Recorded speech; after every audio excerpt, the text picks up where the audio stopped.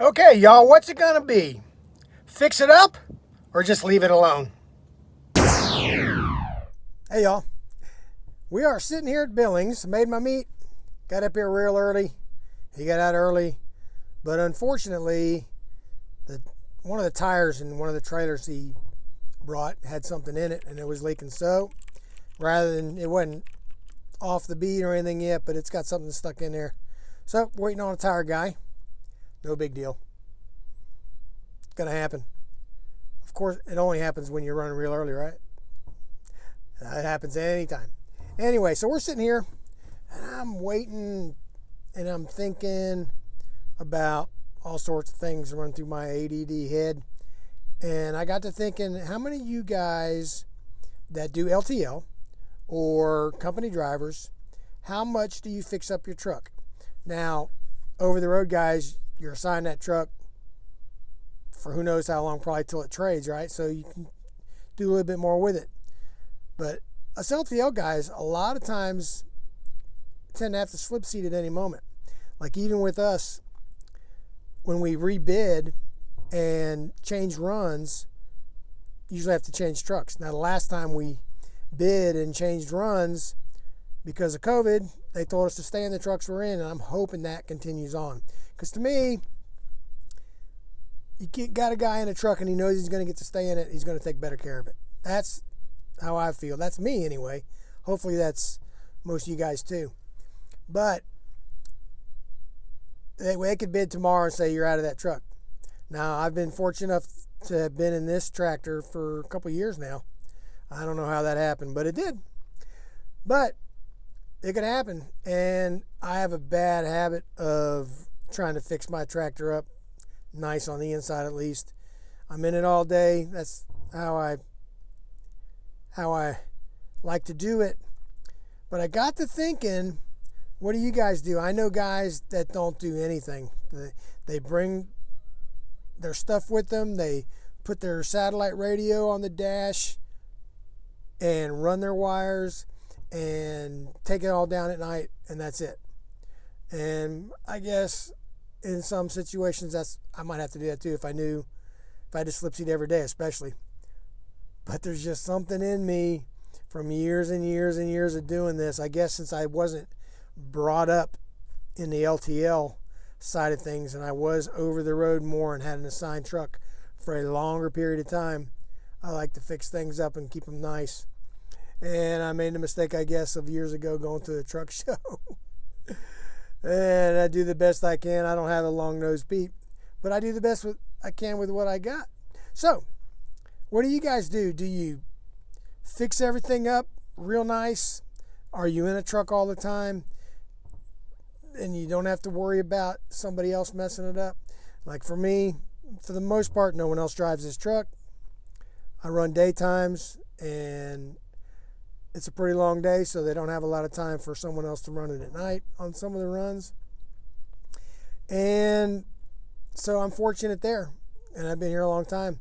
Now, when I first started, I was in a different truck every week, and I didn't do it quite as much, but the more comfortable I got with what I had, I do fix it up. Do you fix it up? Do you run your CB radio? A lot of guys aren't running them anymore. They just don't. I don't know. I mean, I've had them. They saved my butt from getting stuck in traffic behind a wreck or construction, or, that way I can go around. I mean, it's only been a few times where something's happened right in front of me pretty much without someone being able to say on the radio there's something going on up there that I've got stuck. Not very often. Usually between my Maps app on my phone and the CB radio, when I hear someone say, hey, there's something going on up there, I can map out a way around to get around it. But anyway, do you fix it up? Do you hide your wires? Do you just let the trash fly? I don't know.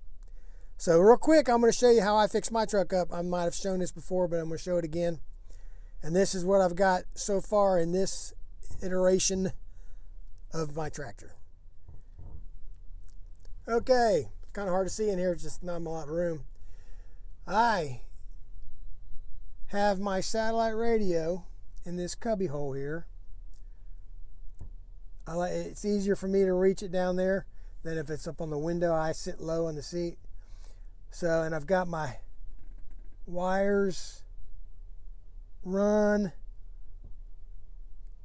into the dash behind other things. Those little cubbies pop out real easy. It's pretty easy to run them.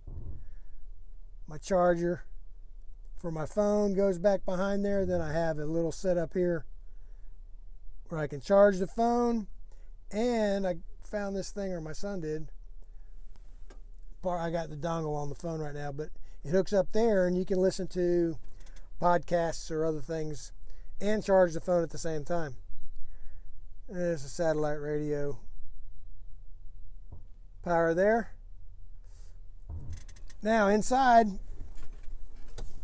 back over here, I have a two-wheel dolly that it's covered up with an old jacket. You can't see it, so it doesn't rattle. But I put it behind the seat. It gets me to and from my car. I got my bag there with all my extras, extra radio stuff, extra locks. I carry my water in it. And of course, my lunchbox. There's my water. And in this box, I keep all my cleaning stuff and extra rags. There's my permit pack back there. And of course, you've seen before, I have the red lights. Can't turn them on right now, but I have a red light there. There's my CB radio. I have a red light hooked up to it. And I have one over here too. But what I did on this was I hooked the power to the lights, to the power cord for the radio, and then I have a switch right there that turns them on. I got to turn the key on to show you. You might hear some noises, but turn them on, and they're on. Lights up the cab real good at night where it's not blinding and I can still see stuff I need to get to. So that's the kind of stuff I tend to do. So fortunately for me, I've been in this truck a long time and I hadn't had to change it for a while. And what usually happens is I say I'm not going to do much, and I start out that way, but the longer I'm in a truck, I say, well, I'm going to add this and I'm going to add that. But that's how it goes. But anyway, that's what I had on my mind while I'm waiting for a tire guy here in Billings, Oklahoma. So go below, hit the subscribe button, mash the alarm bell for notifications so you know when I drop a video.